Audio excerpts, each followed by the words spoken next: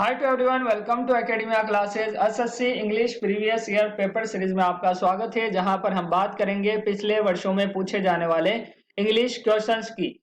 So guys, before we start please subscribe our channel and press the bell icon. So शुरू करते हैं। आपको पहला जो सवाल दिया गया है, जो प्रश्न है वो ये है कि आपको एक स्टेटमेंट दिया गया है, उसमें एक भाग को अंडरलाइन कर दिया गया है। आपको बताना है कि वो अपने आप में ठीक है या फिर उसको इम्प्रूव करने की जरूरत है। Okay, like here, he does not laugh not he smiles, यानी कि वो हंसता नहीं है, नॉर ही स्माइल, और ना ही वो मुस्कुराता है। तो नॉर ही स्माइल्स क्या सही एक्सप्रेशन है? क्या वाक्य अपने आप में ठीक है?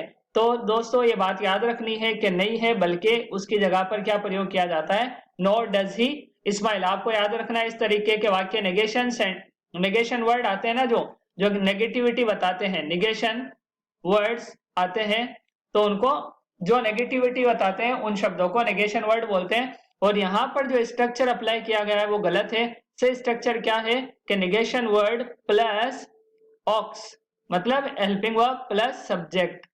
तो हमारा सही स्ट्रक्चर क्या बनेगा? He does not laugh nor does he smile. Aux क्या आ गई? डज आ गई, ही सब्जेक्ट है और स्माइल यहाँ पर हमारे वर्ब है। तो इस स्ट्रक्चर के हिसाब से सही आंसर होना चाहिए nor does he smile. Okay, see the next question. We met yesterday, हम कल मिले। हेवंट वी क्वेश्चन टैग है, क्या नहीं मिले? हम कल मिले, हेवंट वी क्या नहीं मिले? तो अब ये क्वेश्चन टैग के द्वारा सवाल किया गया है, प्रश्न पूछा गया है, आपको बताना है ये क्वेश्चन टैग सही है या नहीं है। क्वेश्चन टैग बनाने का एक तरीका है, वो आपको याद रखना है, फंडामेंटल रूल में से कि assertive sentence plus question, assertive sentence plus question, ये दोनों मिलकर क्वेश्चन टैग बनाते हैं, मतलब सवाल पूछने वाले वाक्य बनाते हैं। अब यहाँ पर देखिए कि क्या आएगा, isn't it, didn't we, hadn't we. Okay, यहाँ पर आएगा डिडंट वी। क्यों आएगा? अब ये भी देख लेते हैं, क्योंकि यहाँ पर जो वर्ब आई है वो V2 है। V2 मतलब सिंपल पास, सिंपल पास मतलब अफर्मेटिव सेंटेंस, अफर्मेटिव सेंटेंस है, क्योंकि सिंपल पास के अफर्मेटिव सेंटेंस में कौन सी वर्ब प्रयोग की जाती है? वहां पर V2 का प्रयोग किया जाता है अगर अफर्मेटिव सेंटेंस है। अगर negative, interrogative, interrogative negative sentence है तो डिड के साथ V1 का प्रयोग किया जाता है। किसका? V1 का। तो यहां पर हमने देखा मीट की सेकंड फॉर्म मेट प्रयोग की गई है, we met yesterday means assertive sentence कौन से टेंस में है? सिंपल पास्ट के अफर्मेटिव सेंटेंस में से ये सेंटेंस है। तो अब चेंज भी हम सिंपल पास्ट में ही करेंगे। तो सिंपल पास्ट में अगर इनमें क्वेश्चन टैग बनाना है तो हम डिडंट वी का ही प्रयोग करेंगे। ओके गाइज, आपको याद रखना है कि क्वेश्चन टैग बनाते वक्त असर्टिव सेंटेंस का जो यानी कि असर्टिव सेंटेंस जिस वर्ब के साथ या जिस हेल्पिंग वर्ब के साथ होगा उसी में ही क्वेश्चन टैग भी बनाया जाता है। जैसे यहाँ पे सिंपल पास्ट का प्रयोग हुआ है असर्टिव सेंटेंस में, तो क्वेश्चन टैग में भी सिंपल पास्ट का ही होगा। अगर वो नेगेशन है तो डिड नॉट के साथ हो गया, अगर वो पॉजिटिव ही होता और अगर इधर होता we did not meet yesterday, हम कल नहीं मिले, तो यहाँ पर आंसर होता डिड वी, क्या हम मिले। Okay guys, C the next question. She could not help but laugh. She could not help but laugh. आपको बताना है but laugh ठीक है या but laughing होएगा या laughing या laughter। ओके, याद रखना है could not या can, can't। Okay, help, couldn't help या can't help, अगर ये प्रयोग हो वाक्य में तो उसके बाद जो दूसरी वर्ब आएगी वो वी फोर्थ आएगी। कौन सी आएगी? वी फोर्थ आएगी। कौन सी आएगी? V four. V four means ING form, V four means ING form. तो अब यहाँ पे देखिए शी कुड नॉट हेल्प, वह यानी मदद नहीं कर सकती थी, बट लाफ, लाफ नहीं आएगा बल्कि क्या आएगा? लाफिंग। क्या आएगा? लाफिंग, क्योंकि यानी कुड नॉट भी आ गया, हेल्प भी आ गया। ये एक स्ट्रक्चर यानी अप्लाई किया जाता है कि अगर कुड नॉट या कांट हेल्प अगर इस्तेमाल किया जाता है वाक्य में तो सेकंड जो वर्ब आएगी वो आईएनजी फॉर्म में आएगी। तो हमारा आंसर क्या होगा? She could not help but laughing. अगला सवाल देखिए, the world is being faced with a crisis, यानी कि एक क्राइसिस है, the world is being faced. ये एक्सप्रेशन गलत है, ये एक्सप्रेशन गलत है। सही एक्सप्रेशन क्या है? In front of, confronted, no improvement या फेसिंग? सही एक्सप्रेशन है the world is facing, the world is facing a crisis. ना तो विद आएगा ना बीइंग फेस्ड आएगा, कुछ भी नहीं आएगा, बल्कि क्या आएगा? The world is facing a crisis, यानी जो दुनिया है वो एक क्राइसिस का सामना कर रही है, एक कमी का सामना कर रही है। ओके, इसका दूसरा यानी कि तरीका क्या हो सकता है इस तरह के वाक्य को बनाने को?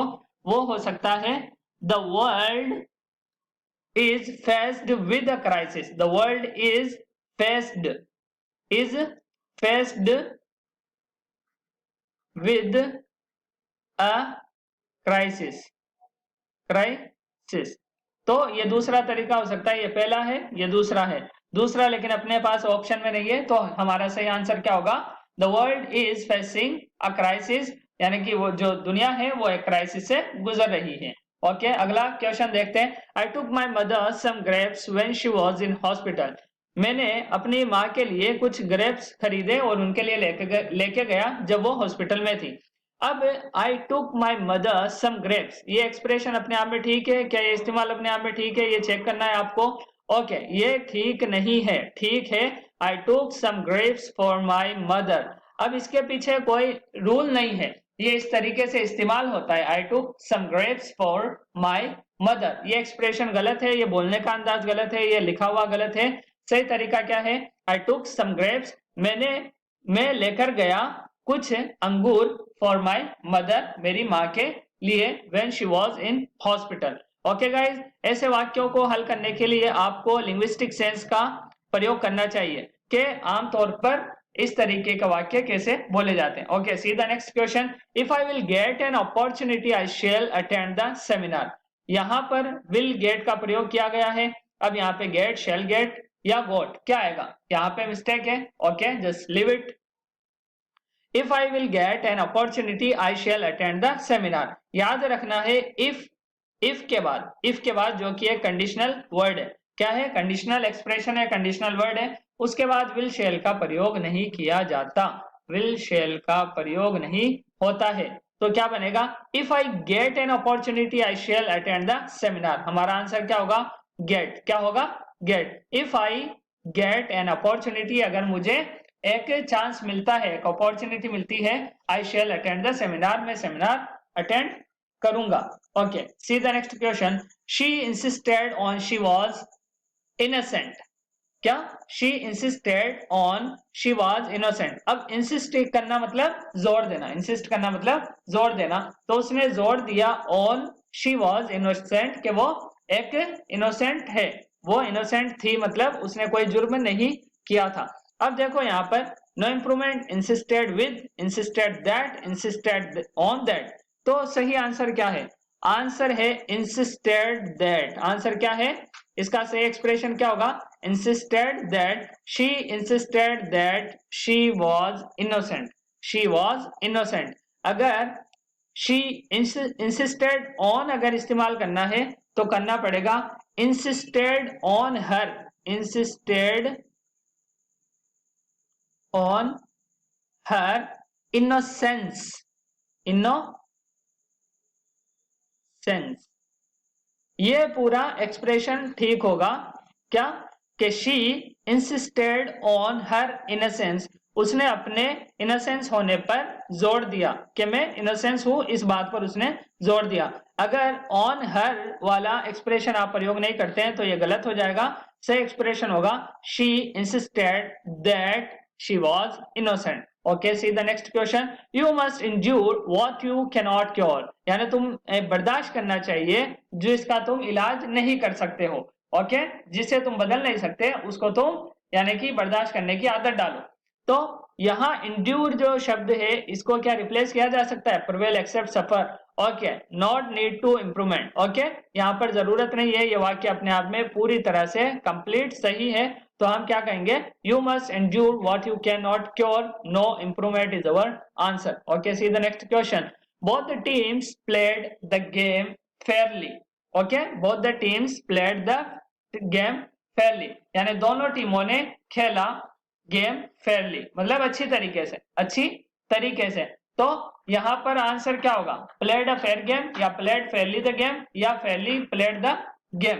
तो हमारा आंसर होगा played a fair game, played a fair game, played a fair game. Okay, हमारा आंसर क्या होगा, both the teams played a fair game. अगला वाक्य देखते हैं, others shook others shook their heads and made vague noises of approval. Okay, shook second form है, क्या है, सेकेंड फॉर्म है शेक की, शेक यानी हिलाना, शेक शुक शेकन हिलाना। तो यहाँ पर अदर्स शुक देयर हेड्स, दूसरों ने अपने सर हिलाए, एंड मेड वेग नॉइजेस ऑफ अप्रूवल, और ऐसी आवाज यानी कि निकाली जिससे उन्होंने अप्रूवल कर दिया, मतलब इजाजत दे दी। अब तो यहाँ पर शुक को किसके द्वारा, कौन से शब्द के द्वारा रिप्लेस किया जा सकता है, नॉडेड के द्वारा। किसके द्वारा, नॉडेड। नॉड हेड यानी होता है सर हिलाकर सहमति देना, सर हिलाकर सहमति देना, नोड हेड, नॉड हेड यानी सर हिलाकर सहमति, सर हिलाकर सहमति देना, याद रखना है, सहमति देना। ओके, नॉड हेड मीन्स सर हिलाकर सहमति देना। तो हमारा आंसर क्या होगा, others nodded their heads and made vague noises of approval. Okay, see the next question. Some parts of the sentences have errors. आपको यानी दिया गया वाक्य है, उसमें कुछ भाग जो गलत भी हो सकते हैं, आपको फाइंड आउट करना है कि कौन सा भाग गलत है वाक्य में, और अगर कोई सा भी भाग गलत नहीं है तो आप नो एरर बता दीजिए कि सारा वाक्य ठीक है। Like here, just outside my house are a playground for school boys and girls. मेरे घर के जस्ट आउटसाइड, मेरे घर के बस बाहर, are a play ground for school boys and girls, school के जो लड़के लड़कियां हैं उनके लिए प्ले ग्राउंड है। Okay, for school boys and girls, क्या ये वाक्य गलत है, क्या ये हिस्सा गलत है, क्या ये भाग गलत है, या नो एरर, ये पूरा वाक्य ठीक है। Just outside my house are a play ground. Okay, यहाँ पर मिस्टेक आर में है, क्या है, आर में, इज प्लस सिंगुलर, याद रखना है आपको, ये फंडामेंटल में से है। Okay, is plus singular, just outside my house is a play ground for school boys and girls, सही एक्सप्रेशन ये होना चाहिए, लेकिन यहाँ पर आर का प्रयोग किया गया है जो कि गलत है। ओके, नेक्स्ट क्वेश्चन देखते हैं हम, he can be a basketball player since he is tall like a mule, यानी वो एक बास्केटबॉल प्लेयर बन सकता है क्योंकि वह बहुत काफी लंबा है, वह काफी लंबा है, क्योंकि बास्केटबॉल में लंबा होना जरूरी होता है इस गेम में। तो ये वाक्य अपने आप में ठीक है, या इसको रिप्लेस किया जा सकता है, या रिप्लेस क्या, इसमें कोई यानी कि मिस्टेक है, basketball player since he is tall like a mule, he can be, okay, all expressions are right, so no error, so no error, he can be a basketball player since he is tall like a mule. Okay, see the next question, who do you think I met, यहाँ पर सवाल है who do you think I met। अब ये वाक्य अपने आप में सही है या गलत है, ये वाक्य कंप्लीट नहीं है, ये वाक्य कंप्लीट नहीं है। यहाँ पे WHO से यानी कि सवाल किया गया है, तो इसमें एक शब्द कम है, और वो है, और वो क्या है, I met with, I met with, ये जो है ना expression, who do you think I met with होना चाहिए, यहाँ पे क्या होना चाहिए, I met with, I met only होगा तो वो गलत हो जाएगा। या फिर इसका दूसरा एक्सप्रेशन हो सकता है with home do you, with home, with whom do you think I met। Okay, ये दूसरा एक्सप्रेशन हो सकता है, और पहला जो यहाँ पर करेक्ट एक्सप्रेशन है वो क्या है, who do you think I met with, क्या होगा, I met with, यहाँ पर भी क्वेश्चन टैग आएगा, यहाँ पर भी क्वेश्चन मार्क आएगा, यहाँ पर भी क्वेश्चन मार्क आएगा। ओके, तो who do you think I met, यहाँ पर ये गलत है, ये गलत है, सही क्या है, सही है who do you think I met. Okay guys, see the next question, it is not advisable to take heavy luggages while on a journey, it is not advisable। तो it is not advisable ये थोड़ा सा technical है, it is not advisable ये यहाँ पर option है, while on a journey to take heavy luggages, no error। तो ये आपको बताना है कि इस पूरे वाक्य में कहां पर गलती है। यानी कि सफर में बहुत ज्यादा हैवी लगेजेस जाना ये अच्छी बात नहीं है, एडवाइजेबल चीज नहीं है। तो आप क्या कहेंगे, while on a journey to take heavy luggages, no error, it's not advisable। तो आपको बताना है इसमें से कौन सा ऑप्शन गलत है या फिर ये नो एरर आएगा। तो यहां पर मिस्टेक लगेजेस में है, किसमें है, लगेजेस में। क्यों, क्योंकि लगेज ऐसा शब्द है जो लगेज ही प्रयोग किया जाता है।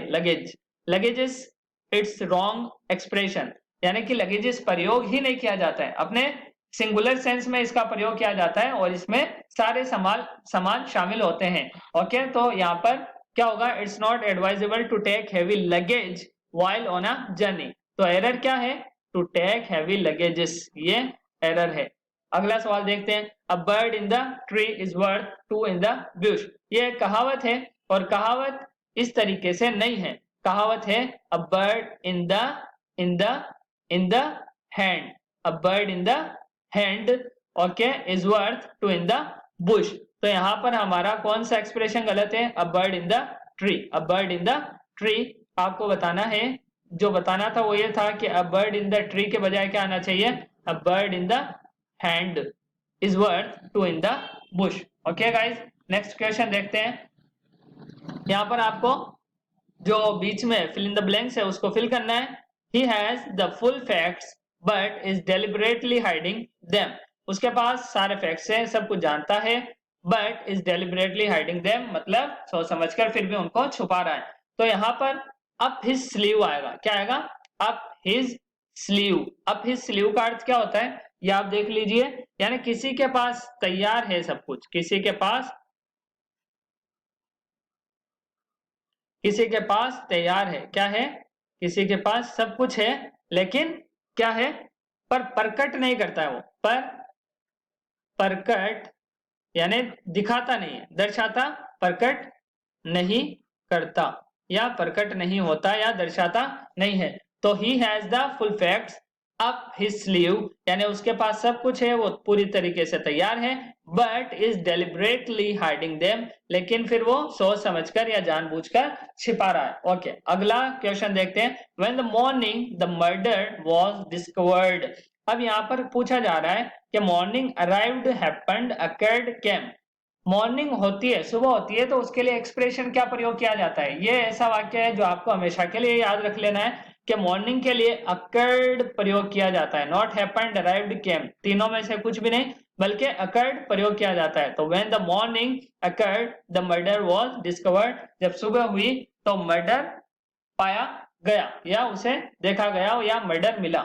अगला सवाल देखते हैं, the appearance of the city day by day has changed, could change या चेंज्ड या is changing. Day by day expression प्रयोग किया जाता है प्रेजेंट के लिए, किसके लिए, प्रेजेंट के लिए। तो यहां पर हमारा आंसर होगा इज चेंजिंग, यानी अपीयरेंस ऑफ द सिटी, जो सिटी का अपीयरेंस है, वो जो दिखने में उसका जो दृश्य है वो दिन पर दिन बदल रहा है, वो दिन पर दिन बदल रहा है, तो चेंजिंग आएगा। ये भी वो वाक्य है जहां पे आपको अपना लिंग्विस्टिक सेंस प्रयोग करना होता है कि किस तरीके से इसका प्रयोग किया जाता है। डे बाय डे आमतौर पर प्रेजेंट कंटिन्यूअस के सेंटेंस में प्रयोग किया जाता है। ओके, अगला सवाल देखिए, the smell of the sea call memories of her childhood. तो the smell of the sea, अब call for, call back, call on, call up, आपको याद रखना है कि call for, call back, call on, call up चारों के अपने एक एक अर्थ होते हैं, लेकिन सब अलग हैं। यहाँ पे क्या है, द स्मेल ऑफ द सी, यानी जो सी की स्मेल है वो मेमोरीज ऑफ हर चाइल्डहुड, यानी उसकी जो बचपन की यादें हैं, मेमोरीज है, उनको यानी याद दिलाती है। तो इसके लिए कौन सा शब्द आएगा, कॉल अप, क्या आएगा, कॉल अप। अब कॉल अप का अर्थ क्या होता है, कॉल अप का अर्थ होता है याद दिलाना, याद दिलाना, दिलाना। ओके ठीक है, कॉल ऑन का अर्थ क्या होता है, कॉल ऑन का अर्थ होता है किसी से जाकर मिलना, किसी से जाकर मिलना। ओके, किसी से जाकर मिलना क्या कहलाता है, कॉल ऑन। कॉल बैक क्या होता है, कॉल बैक होता है वापस ले आना, वापस ले आना। कॉल फॉर क्या होता है? कॉल फॉर होता है जरूरी होना। क्या होता है? जरूरी होना। ओके गाइस, चारों याद रखना है। The smell of the sea call up memories of her childhood, यानी कि जो सी की स्मेल है वो उसके बचपन की यादें उसे याद दिलाती है। लेकिन यहाँ पर कॉल ऑन यानी यानी किसी से जाकर मिलना, और कॉल फॉर यानी जरूरी होना, कॉल बैक यानी वापस ले आना। Okay guys, C the next question. The police fired on the mob when they turned violent, turned noisy, became abusive या फिजल्ड आउट। ओके, जब यानी पुलिस ने फायर कर दिया ऑन द मॉब, भीड़ पर। मॉब यानी भीड़, मॉब यानी भीड़ को बोलते हैं क्राउड को। जब दे टर्न्ड वायलेंट, जब वे क्या हो गए? यानी हिंसात्मक हो गए।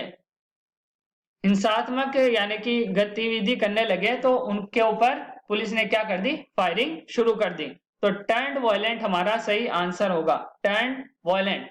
अब देखो, टर्न वायलेंट, एक चीज का दूसरी चीज में परिवर्तन होने के लिए टर्न का प्रयोग किया जाता है। तो हम यहाँ पर इस एक्सप्रेशन का प्रयोग करेंगे, the police fired on the mob when they turn violent. Fizzle out का अर्थ होता है कमजोर होना, कमजोर होना, जबकि इसका अपोजिट क्या है?